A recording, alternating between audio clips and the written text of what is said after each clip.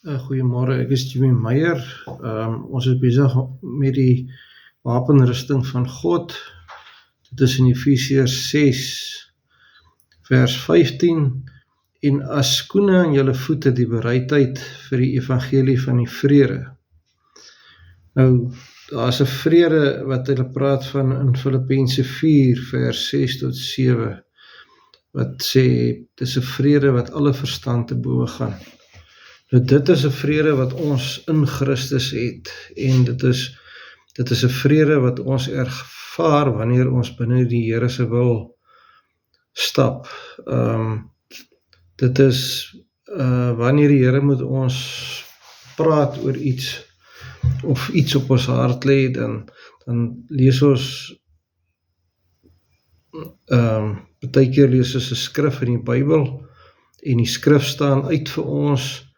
Die Heilige Gees lig die skrif vir ons uit, en ons voel, dis wat die Here sê wat ons moet doen. Ander kere is dit baie keer net 'n gevoel wat jy oor jou kry, dat die Here lei jou, of 'n gedagte wat hy by jou opbring, dat dit is iets wat die Here wil hê jy moet doen. En dan wanneer ons besluit het om dit te doen, en die goed in plek gesit het om dit te doen, of om te begin beweeg, dan is een van die goed waaraan ons dit meet of ons in die Here se wil stap, is of ons vrede het oor die saak. So dis 'n ontsettende belangrike vrede wat ons in ons lewe moet hê, want die oomblik wat ons nie vrede het oor 'n saak wat ons moet doen, of iets wat die Here op ons hart lê nie, dan is die kans goed dat dit nie die Here se wil is nie. Dis ook 'n vrede wat ons ervaar binne in slegte omstandighede. Ons het 'n paar jaar terug het ons oorgekom dat 'n groep mans in ons huis ingebreek het in die middel van die nag, en vir ons vertel het hoe God hulle ons doodmaak, en my vasgebind het, en al sulke goed, en ons regtig rot en kaal besteel het. En ek het van die begin af wat ek daai vrede wat alle verstand te bowe gaan ervaar, en geweet, hulle gaan ons rot en kaal steel, maar hulle gaan nie in ons lewe vat nie. En dit was dit was 'n oomblik wat ek nooit sal vergeet nie. Daai oomblik waar die Here in 'n slegte oomblik net die Here se vrede oor jou kom. Dit is die vrede wat hy praat van in Filippense 4 vers 6 tot 7. Dan is daar 'n vrede in Matteus 12 vers 18 wat hy praat van geseënd is die vredemakers. Dat ons moet, waar het binne in ons vermoë is, moet ons vrede maak.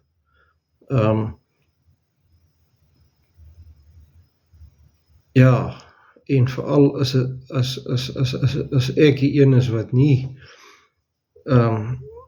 bereid is om vrede te maak met iemand, die met 'n ou besluit, is die ding waaroor ek wil beklei, is dit 'n beginselsaak, of is dit maar net iets wat ek kan los, net om die vrede te bewaar. Dis ons kinders van die Here se werk, is dit om die vrede te bewaar tussen mense.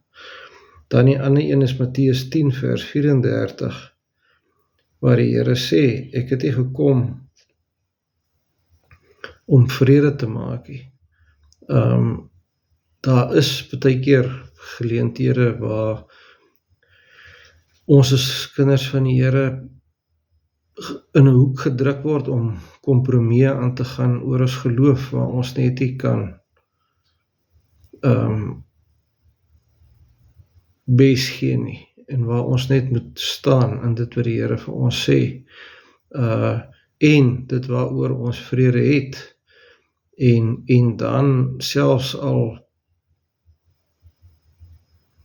gebeur wat, moet ons staan by ons beginsels en by dit wat die Here vir ons geleer het en dit wat ons van die Here geleer het.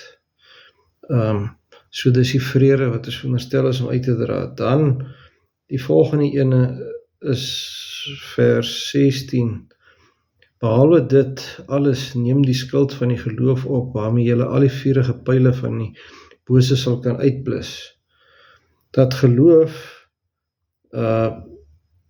hiersoos by 2 Timoteus 3 vers 14 sê, maar bly jy in wat jy geleer het en waarvan jy verseker is, omdat jy weet van wie jy dit geleer het. Geloof is definitief iets wat kan groei, en ons, soos wat ons 'n pad met die Here stap, groei ons net al meer en meer in ons geloof. Ons geloof groei byvoorbeeld daarin dat hy ons voorsiener is, soos wat ons sien deur die jare in hoeveel gevalle waar die Here voorsien en voorsien en voorsien en voorsien. Kry jy later verstaan jy hoe die Here se voorsiening werk en kan jy verseker sê dat hy is die een wat hy is my voorsiener. As jy wil praat oor dat die Here jou geneesheer is, dan, die Here laat dit toe dat daar siektes so goed oor ons pad kom, waar ons regtig op ons knieë moet smeek by die Here vir gesondheid, en dan sien ons hoe dat hy ons genees, dan het ons dit regtig ervaar dat hy ons geneesheer is. Beskermer is, soos wat ek gesê het, waar regtig ervaar dat die Here situasies waaraan jy kom, waar jy net weet dat as die Here het ons vanaand hierso of vandag in hierdie situasie beskerm. En so weet ou, so dis maar hoe jou geloof groei, is daar's die Here laat goed toe wat oor jou pad kom. Slegte situasies vir ons as kinders van die Here, wat ons nie aldag kan verstaan presies hoekom die Here hierdie ding toelaat, maar dit is nie om ons te vernietig, dit is om ons te pars, soos wat hy druiwekorrel pars om mos uit hom uit te kry, soos wat jy olyfpit pars om olie uit hom uit te kry. Dit bring net die beste in ons as kinders van die Here uit, en het laat ons groei in die Here, en dat ons vaster in hom kan staan, en dat ons so, wanneer die duiwelse leuns kom en sê, jette jong, die Here gaan nie vir jou deurkom in hierdie saakie, dat ons net kan sê, ja, ek het soveel getuienis in my lewe van hoe hy al deurgekom het, dat ek weet, hy gaan ook in hierdie saak my beskerm en vir ons deurkom. Okay.